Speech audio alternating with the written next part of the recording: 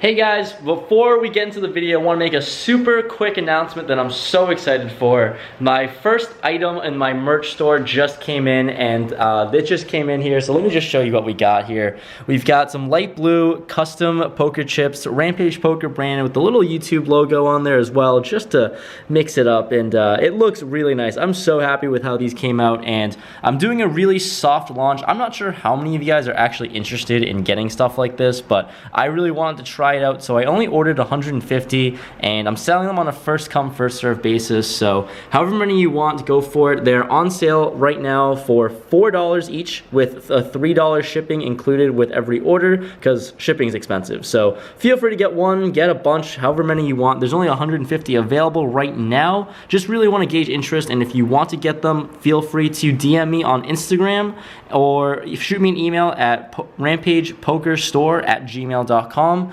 and I'll be going through the orders, shipping these out to you guys as fast as I can, but these came in and I'm super amped. Hopefully you guys like it, and just wanted to make that announcement for you guys.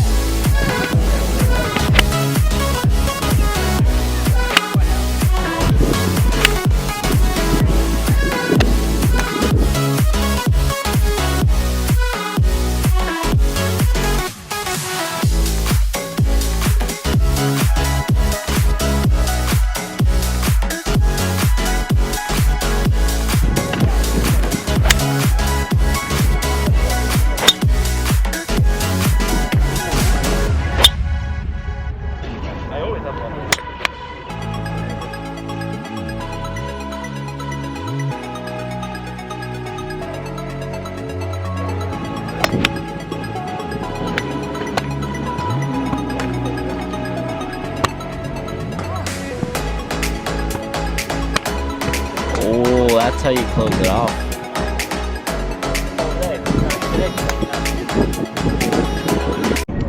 What's going on, guys? It's boy Ethan. Hope you're having a great day. Welcome back to another video on the channel, and hope you enjoyed that little mini golf montage. Not good at golf. I don't really have, my buddy isn't that good at golf. I know, alright? But hopefully you enjoyed the little editing and intro. Just wanted to spice things up, mix things up on the vlog. And yeah, man, at Granite Links Golf Course, if you guys are from around the area. Place is super nice. It's one of the better golf courses, nicest golf courses out there. And not playing golf, just hitting the range because you know why, because we suck. But anyways, gonna hit Encore pretty soon. Probably gonna leave this place soon and mix in a pretty quick session in. It's a nice little Saturday night. Action's gonna be good there. Hopefully we run it up. Past couple of vlogs have been pretty stale, pretty boring, not getting to too many spots and getting too many hands. Hopefully we can mix things up and change it up and get back to our usual run good, because that's kind of what this vlog is all about. We don't play good, but we run good, and that's all that matters. Anyways, let's get over there and you know, get some hands and see what happens. Alright guys, let's get into some of the hands that happened in this video. There's always a few interesting ones, or a lot of interesting ones, so we've got some lined up for you guys today. So, the very first hand that we play, we have Queen Jack of Hearts in the hijack with the under the gun straddle.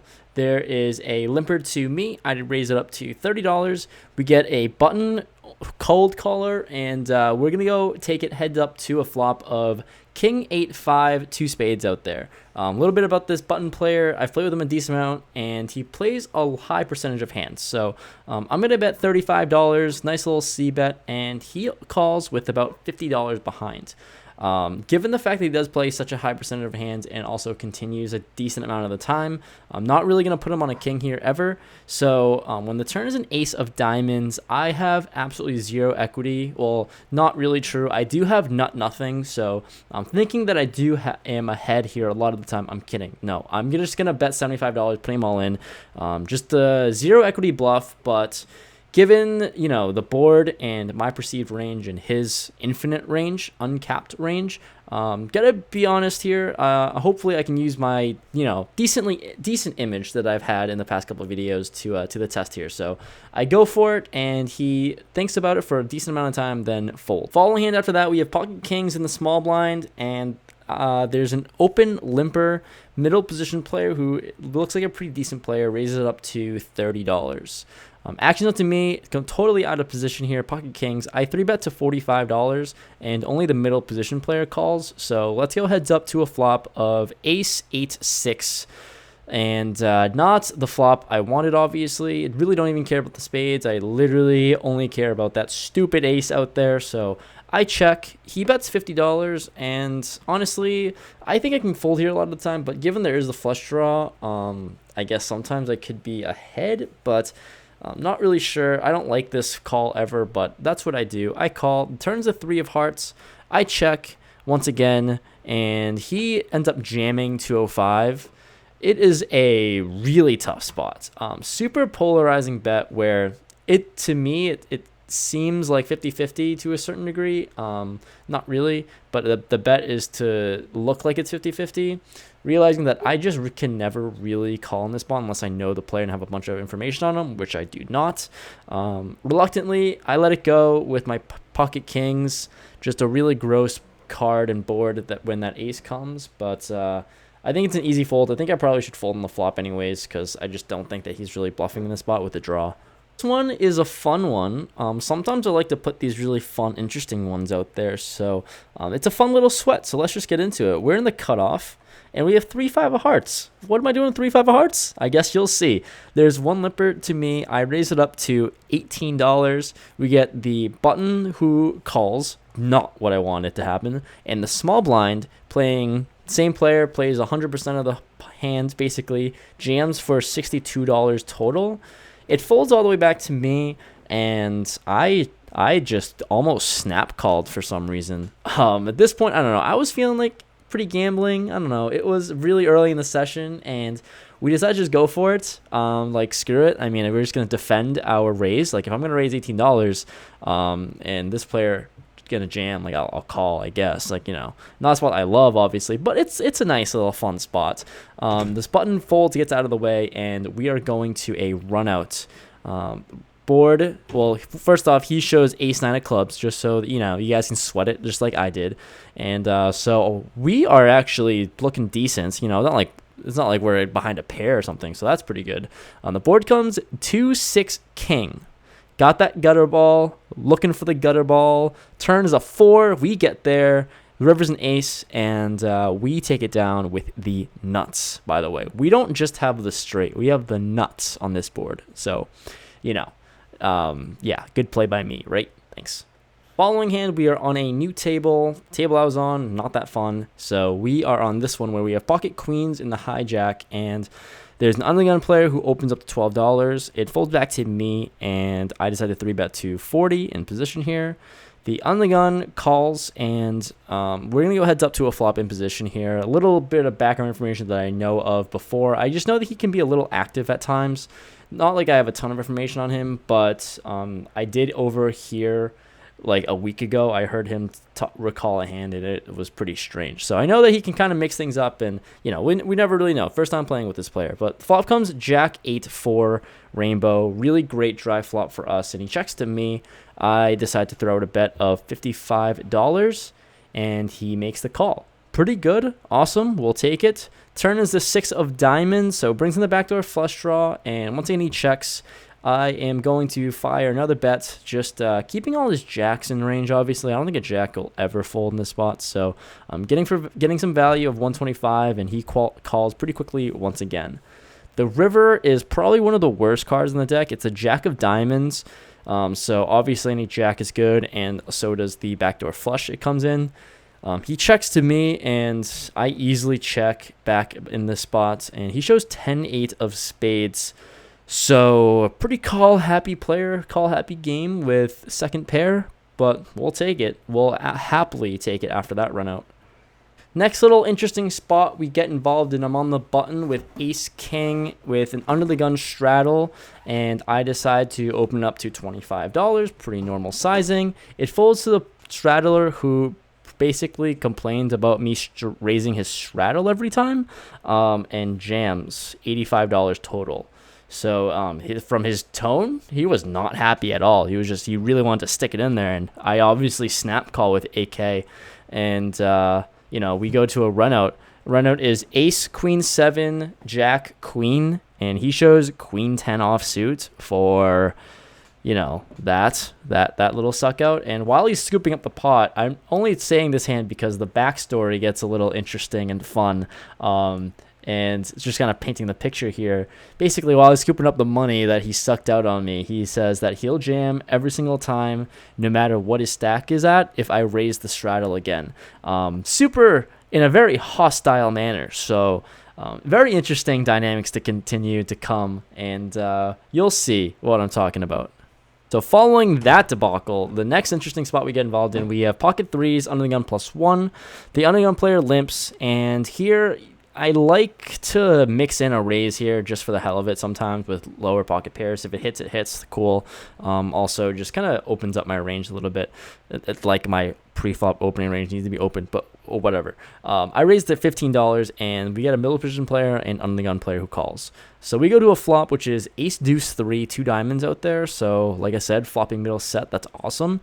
Under the gun player leads out for $15. So donk leading here in this spot after on the gun limp, and I have middle sets. Just gonna raise it up for value all the time, thinking that he's got to have a pretty static range, and if he's gonna lead out and bet in this spot, he's just gonna have to go with his hand. So I bet $45, and it folds to him. He jams. He was pretty short, only $85 ish total, and obviously I snap call with $40 more.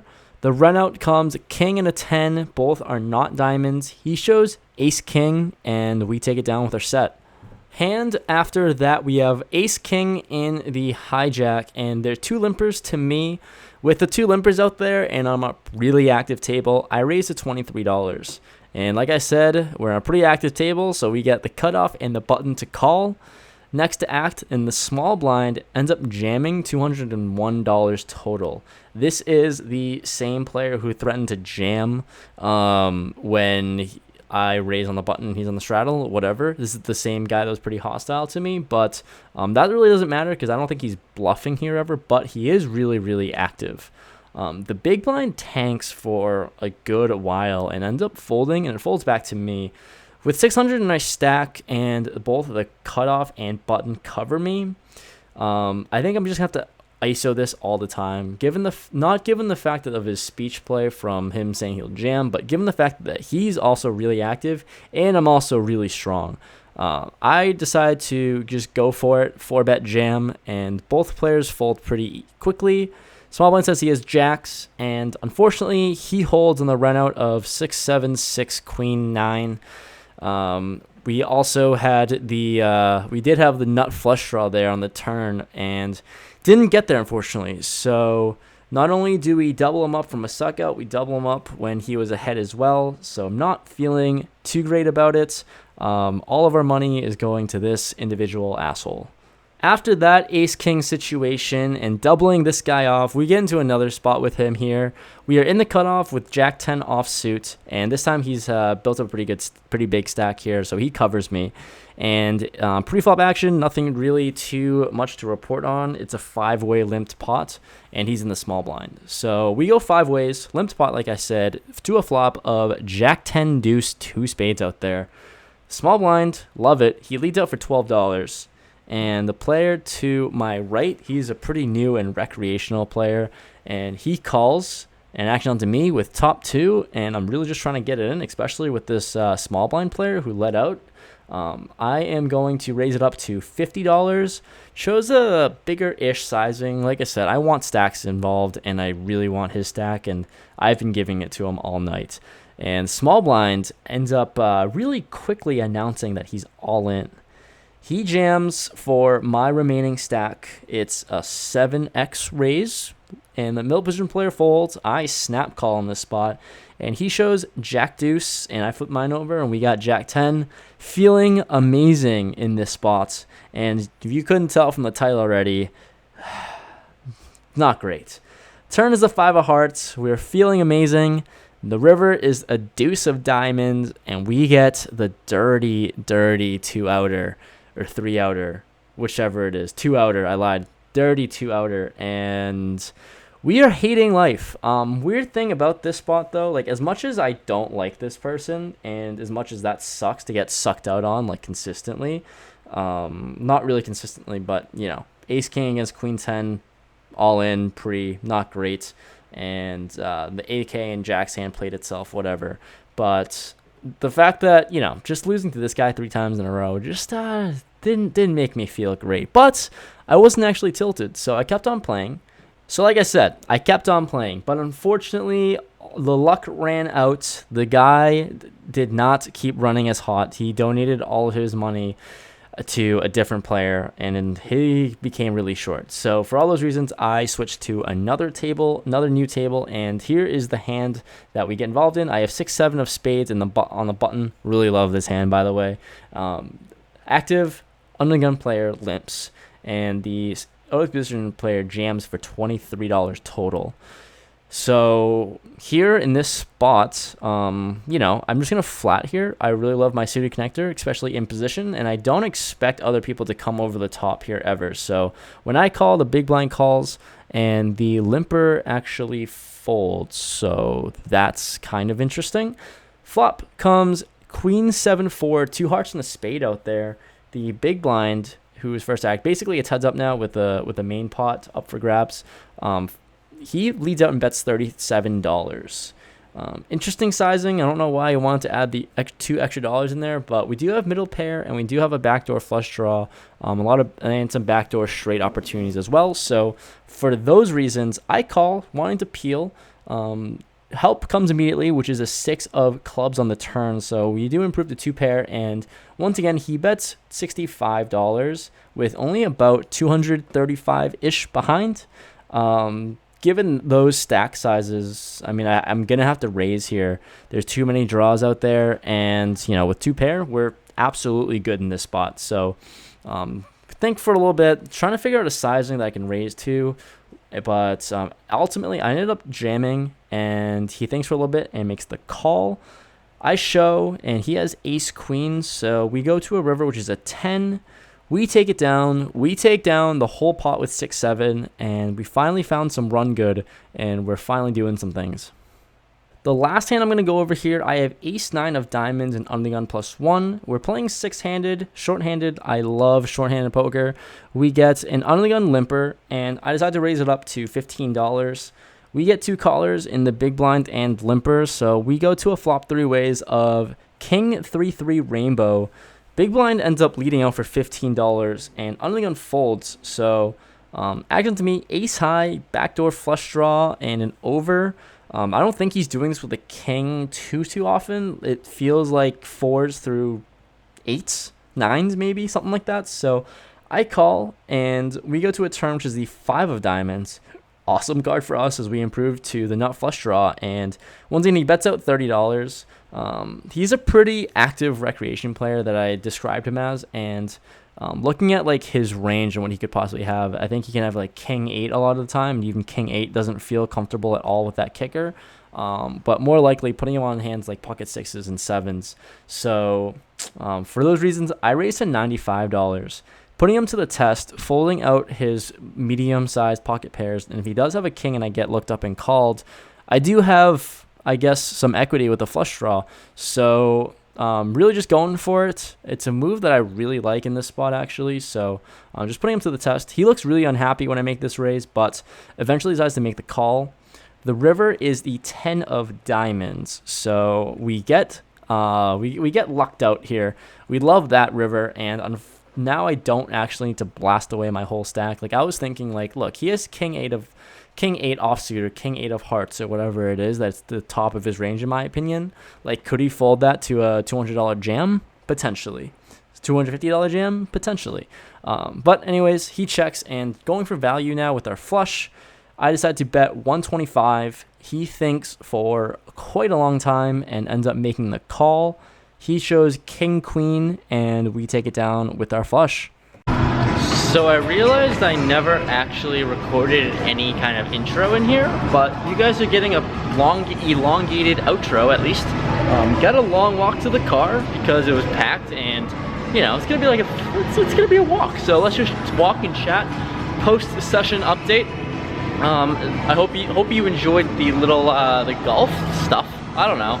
I went golfing today. I thought I'd get some cool shots with my camera, and I went for it. So no walking into Encore footage, unfortunately, but whatever. It is what it is. Anyways, it is currently 4 a.m. I played till 4 a.m. also last video, aka yesterday. So we're really degenning it up, but I'm not tired. I just wasn't really feeling it anymore. And also it's 4 a.m. I don't want to get home at like 6, you know? So I didn't really feel like playing too much, but it was a very interesting session to say the least. I was in the game for a total, in summary, I guess we'll go with the summary, in the game for 700, out of the game for 1100. So good $400 profit, but the way we got there, oh wow. If only I could have like a chip graph of how volatile today went. Started up like however much it was. I was up 350, 300-ish in the first few hours of the session, and after being up, went through a string of bad beats against one specific player and just gave him my whole stack in the worst ways ever. So I wasn't feeling good, and that was like for a while. And after that string of events, I ended up moving tables, ran to a different table, and it was also very fun and actiony. I ran really good there, went through some of the hands, and we ended up somehow after being down like 300, 400. So in for 700, out for 11, and we ran it up, pulled, ran good at the end of the day. That's kind of the main thing at the end of the session here. Ran really well at the end, and finally booking a win. It's been a while since that happened. So anyways, hopefully you enjoyed the video. I'm signing off now, driving back home, and hopefully we're gonna limit the amount of 4 a.m. sessions we have. But if I keep playing well and ending up, that's all that really matters, right? So finally booking a win. I was honestly gonna call it a little like a downswing, but you know, it's just negative variance coming back because I just ran way too hot in the beginning. So anyways, hopefully you enjoyed the video. Leave a like if you did. Enjoy, and I'll see you guys in the next one. Peace out, guys.